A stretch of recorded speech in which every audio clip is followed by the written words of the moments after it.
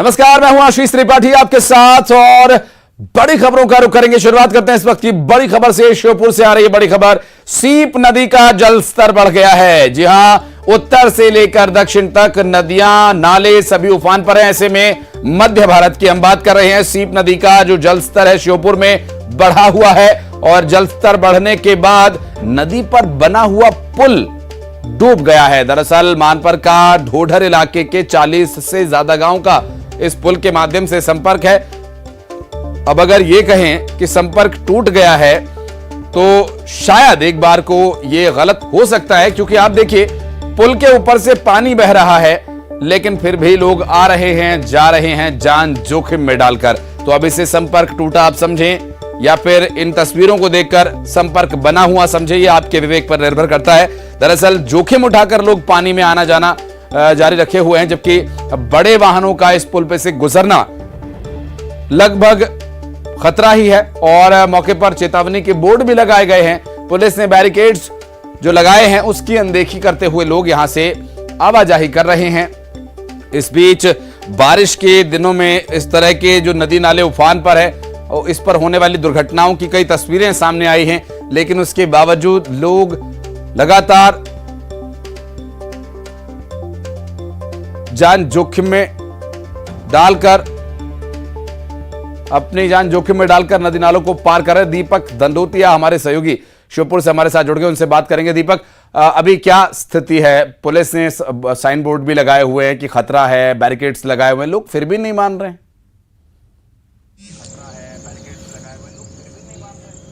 बिल्कुल आशीष, एक बड़ी लापरवाही है क्योंकि पुलिस अपना काम कर चुकी है।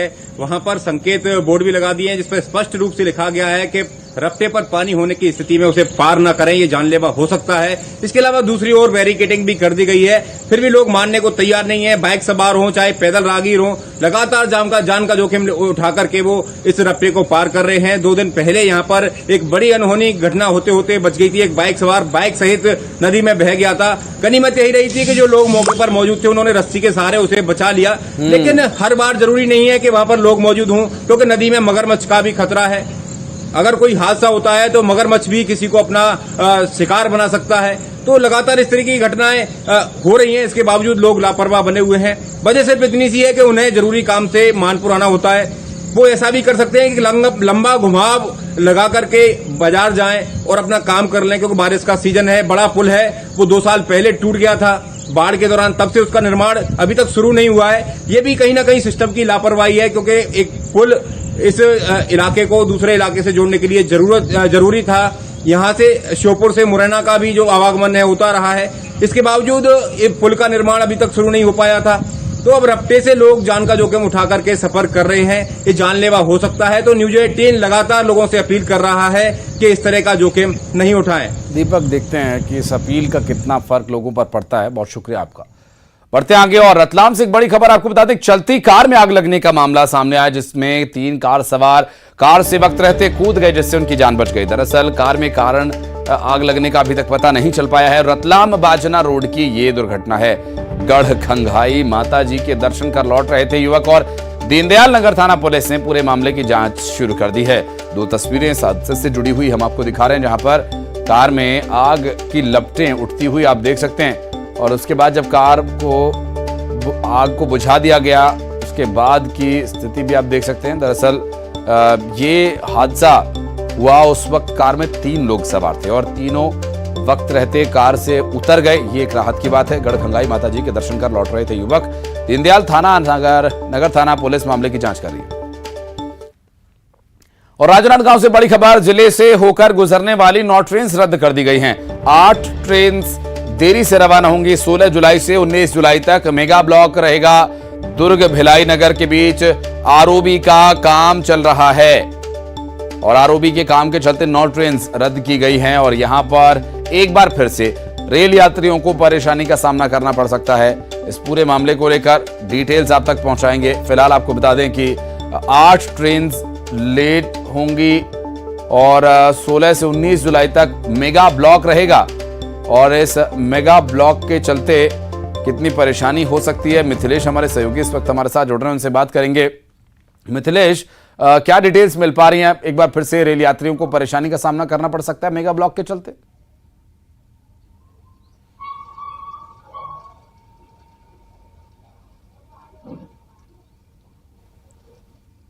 निश्चित रूप से एक बार फिर जो ट्रेनों से यात्रा करते हैं उनको भारी परेशानियों का सामना करना पड़ सकता है, क्योंकि लगातार जो है रेलवे के काम चल रहे हैं। और जो जानकारी अभी प्राप्त हुई है, ये जो रायपुर रेल मंडल में राजनांदगांव कलमना के बीच में तीसरी लाइन में जो इंटरलॉकिंग का कार्य किया जा रहा है, इस वजह से जो है 13 से 17 तारीख तक जो गाड़ियां हैं वो काफी प्रभावित रहेंगी, जिसमें अमरकंटक एक्सप्रेस जो दुर्ग से होकर भोपाल तक जाती है वो रद्द रहेगी। राजनांदगांव से होकर गुजरती है, जिसमें यह है कि कोरबा इतवारी एक्सप्रेस है, इतवारी बिलासपुर एक्सप्रेस है, बिलासपुर इतवारी एक्सप्रेस, इतवारी बिलासपुर एक्सप्रेस 14 से 18 तारीख तक की रद्द रहेगी। इसी तरह से अन्य जो गाड़ियां हैं, टाटा नगर एक्सप्रेस है वो रद्द रहने वाली है।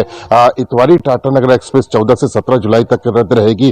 गोंदिया रायपुर मेमू पैसेंजर वो भी 16 जुलाई को रद्द रहेगी। और गाड़ी संख्या 08721 रायपुर डोंगरगढ़ मेमू पैसेंजर ये रद्द रहेगी। तो कुल मिलाकर जो है ट्रेनों से जो यात्रा करते हैं उनको भारी परेशानियों का सामना करना पड़ेगा, क्योंकि अधिकांश ट्रेनें रद्द हैं। और खासतौर पर यदि मैं बात करूं कि जो अमरकंटक एक्सप्रेस है जो भोपाल जाने के लिए काफी सुविधाजनक मानी जाती है, वो जो है वो रद्द रहने के कारण कई यात्रियों को भारी परेशानियों का सामना करना पड़ेगा। चाहे भोपाल जाने वालों की बात किया जाए, चाहे भोपाल से आने वाले लोगों के लिए बात किया जाए, तो आज जो है अमरकंटक एक्सप्रेस रद्द रहने वाली है। और कल जो भोपाल से दुर्ग आती थी वो एक्सप्रेस रद्द रहेगी। तो इस तरह से 13 से लेकर जो 18 तारीख के बीच के जो सारे शेड्यूल जो है रेलवे ने जारी कर दिया है, उसके तहत में अलग अलग ट्रेनें रद्द रहने वाली है। तो निश्चित रूप से जो रोज यात्रा करते हैं, जो पैसेंजर से यात्रा करते हैं, उनको भारी परेशानियों का सामना करना पड़ेगा, क्योंकि अधिकांश लोगों को देखा गया है कि चाहे वो दुर्ग से लेकर रायपुर के बीच में लोग अपनी ड्यूटी के लिए, अपने कार्यों के लिए आना जाना करते हैं। और इसी तरह से रायपुर से नागपुर के बीच में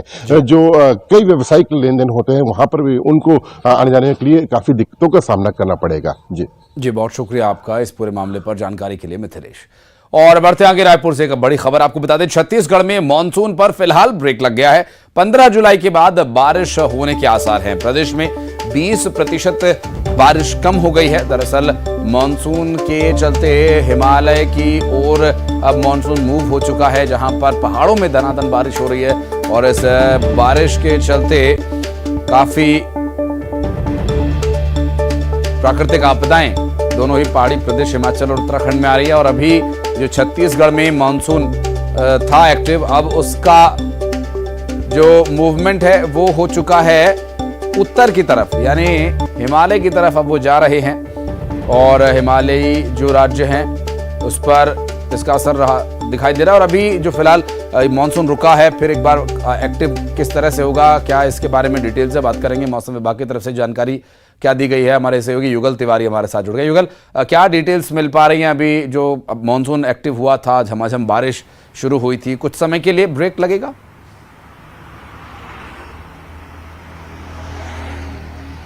जी बिल्कुल आशीष, कह सकते हैं छत्तीसगढ़ में मानसून ब्रेक की स्थिति है।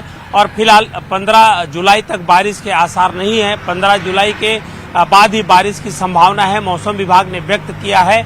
और जिस तरह से जो मानसून द्रोणिका है वो हिमालय की ओर मूव हो गया है। और यही वजह है कि छत्तीसगढ़ में मानसून की स्थिति अभी जो ब्रेक की स्थिति है वो बनी हुई है। तेज धूप है वो है, कुछ एक जगहों पर कहीं से जो अन्य राज्यों की नमी आ रही है, इसकी वजह से हल्की फुल्की बारिश है वो दर्ज की जा रही है। अगर हम पूरे बारिश की बात करें तो अभी छत्तीसगढ़ में 20% कम बारिश इस समय अब तक दर्ज की गई है। 20% यानी कि कम बारिश अभी तक हुई है। अमूमन जुलाई में इस समय में काफ़ी बारिश हो जाती थी, लेकिन इस बार 20% अभी तक कम बारिश है वो दर्ज की गई है। तो ये उम्मीद है कि 15 तारीख के बाद छत्तीसगढ़ में फिर से मानसून है वो सक्रिय होगा। मानसून द्रोणिका की सक्रिय होने के बाद छत्तीसगढ़ में झमाझम बारिश होगी, ऐसा अनुमान लगाया जा रहा है। बहुत शुक्रिया युगल आपका जानकारी देने के लिए। और दिल्ली से एक बड़ी खबर आपको बता दें, प्रधानमंत्री नरेंद्र मोदी अंतर्राष्ट्रीय दौरे पर फ्रांस और यूएई के लिए रवाना हो चुके हैं। पहले फ्रांस का दौरा है और इस फ्रांस दौरे के दौरान प्रधानमंत्री नरेंद्र मोदी वहां रह रहे भारतीय समुदाय के लोगों को संबोधित करेंगे। 13 और 14 को प्रधानमंत्री फ्रांस में रहेंगे। इस दौरान प्रधानमंत्री मोदी 14 जुलाई को फ्रांस के बैस्टिल डे परेड में मुख्य अतिथि के रूप में शामिल होंगे। प्रधानमंत्री नरेंद्र मोदी और वहां के प्रेसिडेंट मैक्रों द्विपक्षीय बातचीत करेंगे। और प्रधानमंत्री नरेंद्र मोदी की फ्रांस यात्रा के दौरान 96,000 करोड़ रुपए की डील पर हस्ताक्षर हो सकता है।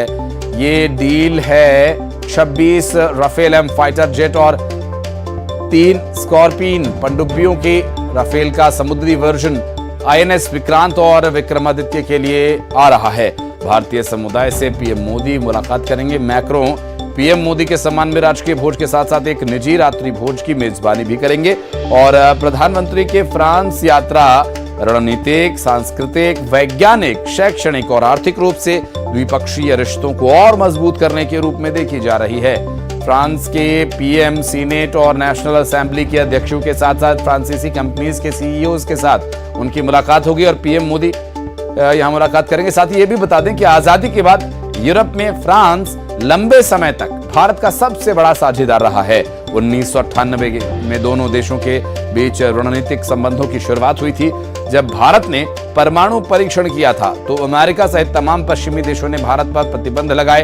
हालांकि फ्रांस ने केवल प्रतिबंध से दूर रहकर भारत के साथ अपने रिश्तों को बनाए रखा। हालांकि प्रतिबंधों को हटाए जाने के लिए पुरजोर पैरवी भी फ्रांस की तरफ से भी की गई थी और इस तरह से बीते 3 दशकों से भारत के लिए रशिया के बाद फ्रांस सबसे बड़ा रणनीतिक साझेदार बनकर उभरा है। फ्रांस से लौटते वक्त 15 जुलाई को पीएम मोदी यूएई जाएंगे, जहां वे यूएई के शासक शेख मोहम्मद बिन जायद से चर्चा करेंगे। और ये यात्रा ऊर्जा, शिक्षा, स्वास्थ्य, खाद्य सुरक्षा जैसे क्षेत्रों में दोनों देशों की रणनीतिक साझेदारी को आगे बढ़ाने का एक मौका है।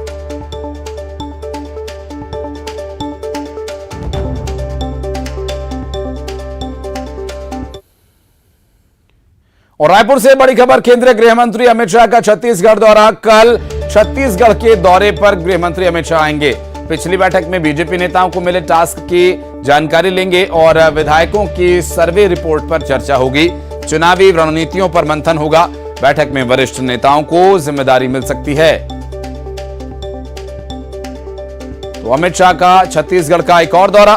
छत्तीसगढ़ में भारतीय जनता पार्टी को चुनाव जिताने का लक्ष्य लेकर चल रही पार्टी के प्रमुख रणनीतिकारों में शामिल अमित शाह ताबड़तोड़ दौरे कर रहे हैं छत्तीसगढ़ के। और एक बार फिर से उनका एक छत्तीसगढ़ का दौरा है। जो टास्क उन्होंने अपने सहयोगियों को, पार्टी के राज्य स्तर के नेताओं को दिए थे, उसकी समीक्षा कर सकते हैं। और कांग्रेस प्रदेश अध्यक्ष नवनियुक्त दीपक बैज ने हुंकार भरी। दिल्ली में न्यूज 18 से खास बातचीत में उन्होंने दावा किया कि इस बार सीटें 75 पार। 2024 में लोकसभा चुनावों में भी पार्टी की बड़ी जीत का उन्होंने दावा किया। नए प्रदेश अध्यक्ष दीपक बैज ने भारतीय जनता पार्टी पर निशाना साधा।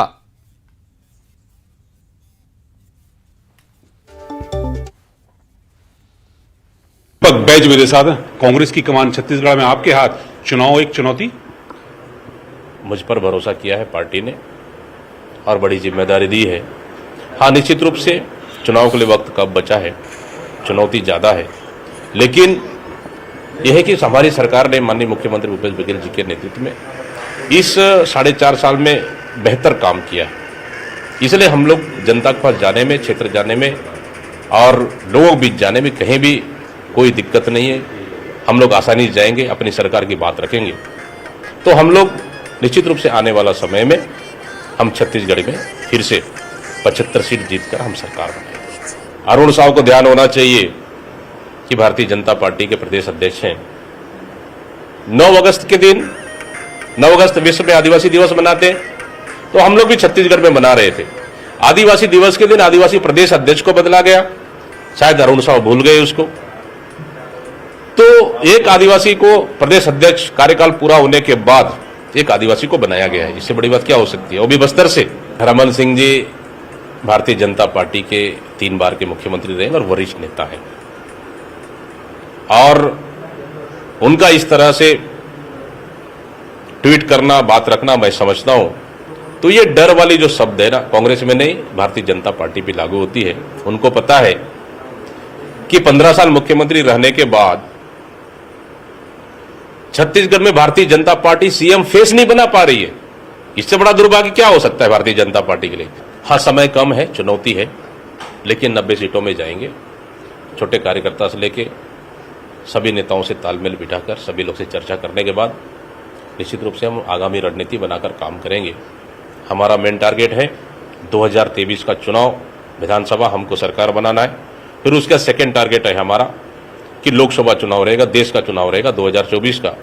ये चुनाव हमारा सेकंड टारगेट हम लेके चलेंगे, तो निश्चित रूप से हम लोग दोनों टारगेट में हम लोग सफल रहेंगे। तो दीपक भाई दावा कर रहे हैं कि समय कम है, चुनाव कांग्रेस सरकार की उपलब्धियों पे जीता जाएगा, लेकिन ये चुनौती हम फिर भी पार करेंगे।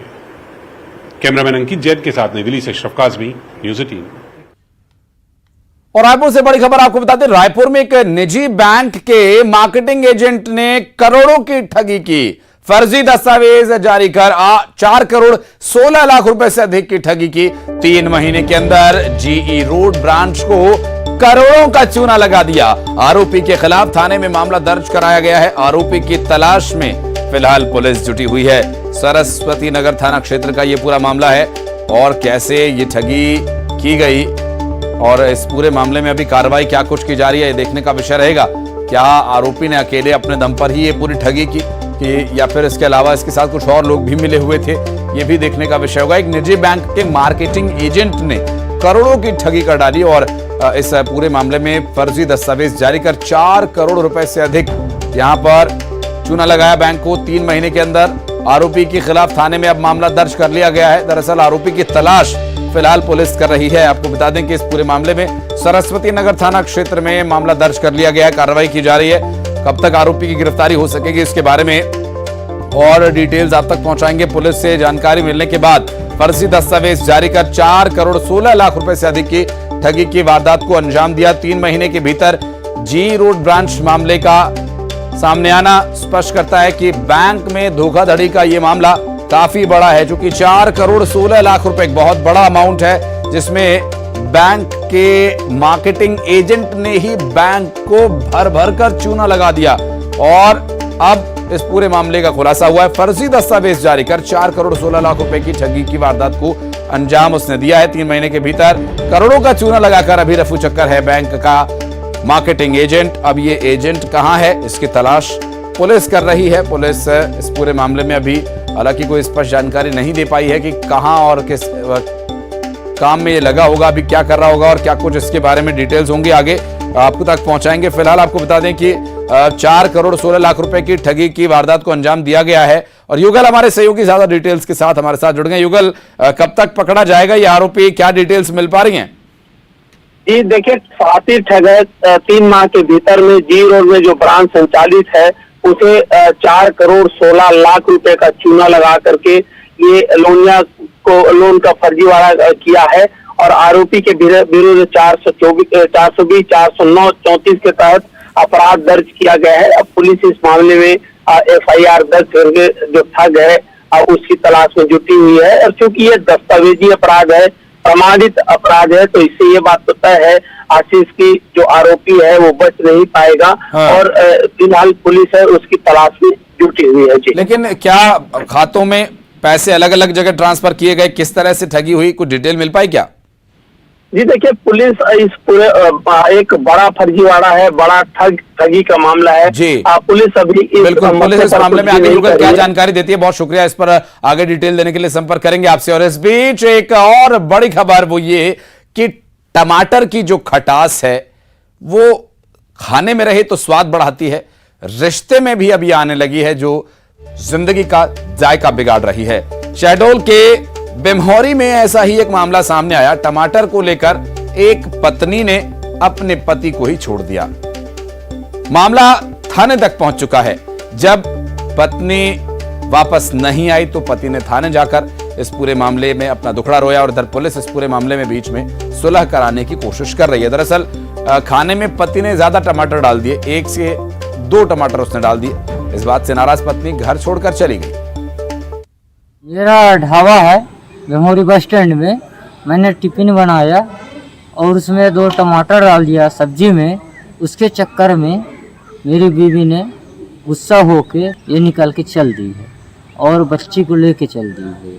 उसमें से मैं परेशान हूँ, 3 दिन से ढूंढ रहा हूँ मैं, और थाना धनपुरी में रिपोर्ट भी दर्ज कराया गया, फोटो भी दे दिया हूँ, अभी तक उसका कोई पता नहीं चला। तो बीवी क्यों नाराज होकर चली गई आपकी? ये टमाटर के चलते सर। टमाटर को क्या कर दिए थे आप? मैंने उसके बिना पूछे 2 टमाटर डाल दिया सब्जी में। तो उसी को लेकर विवाद करने लगे? जी जी जी। उनका क्या कहना था, महंगा है टमाटर मत डालो इसलिए? जी हाँ, महंगा रहा टमाटर इसलिए। फरियादी आया था संदीप बर्मन, उसने बताया कि उसने सब्जी बनाते वक्त 3 टमाटर डाल दिया।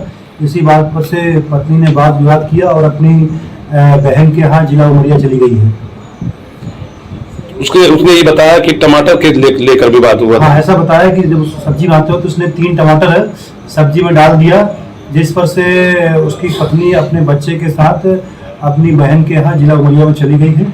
उसकी बात जो है पत्नी से करवा दी गई है, जल्द ही पत्नी उसके घर लौट आएगी। मतलब वो नाराज होकर उसकी पत्नी चली गई थी? हाँ, ऐसा प्रथम दृष्टया बात फरियादी की रिपोर्ट में समझ में आया है कि नाराज होकर ही घर से। एक छोटे से ब्रेक के लिए रुक रहे हैं, जल्द लौटते हैं।